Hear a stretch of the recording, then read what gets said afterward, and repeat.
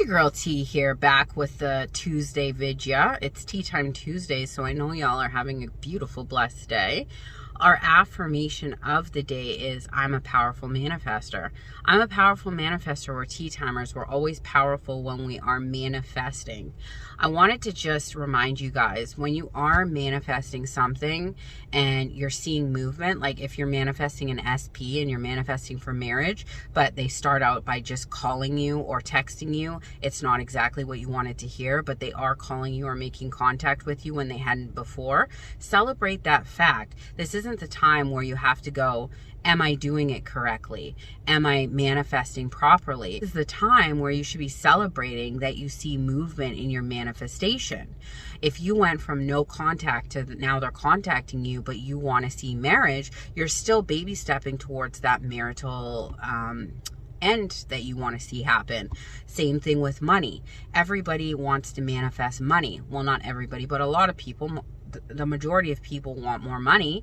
It's like, if you, instead of you like usually fretting over a bill, you realize that you're abundant, you're living in your end, and you're thinking to yourself, money's easy for me. Instead of freaking out about it, if you just pay the bill and say, I always have enough money, and you put your faith into the fact that you'll have more money and it'll come to you the next day, maybe 2 days from now, that's a change of mindset. Celebrate that. Celebrate that your reaction is different.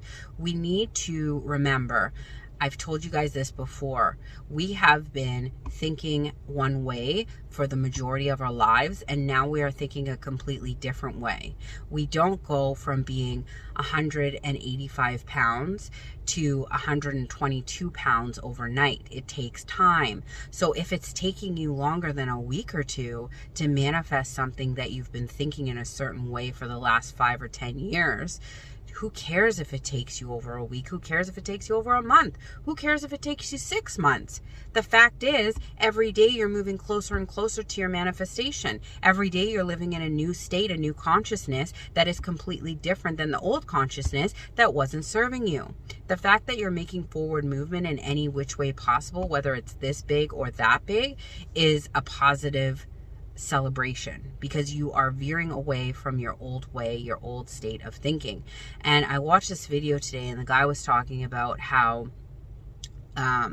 when we get tied to emotional reactions, or we get tied to states, like a state would be because we change states throughout the day. We could be in an angry state, we could be in a disappointed state, and then within an hour we could be happy again in a happy state.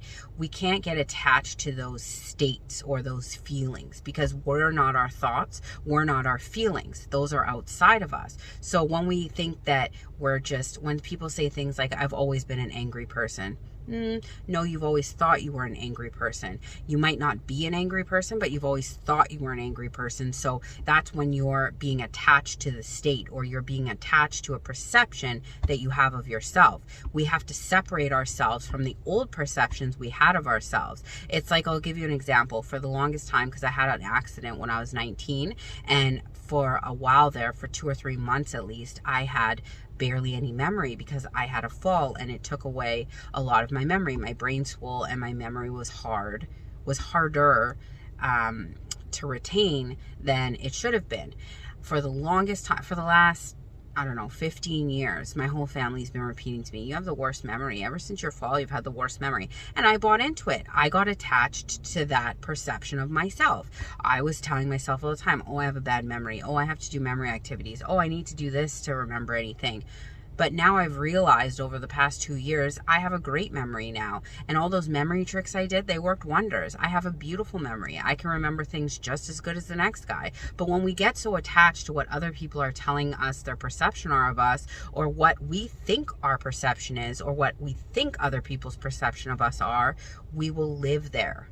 We have to define clearly what our perception of our new perception of ourselves will be, what other people's new perception of us will be, and how that perception is going to play out in our reality. And once we define that clearly to ourselves, whether it be journaling, scripting, affirming, whatever, we have to We have to live in those new perceptions, which means reacting differently than we did before. So if things that from your SP that would usually trigger you before, like they text you something and usually you would perceive that as being rude or condescending or dismissive, maybe look at the fact that they are contacting you, and that's a step towards your manifestation, as opposed to just reading it, perceiving it as rude or dismissive.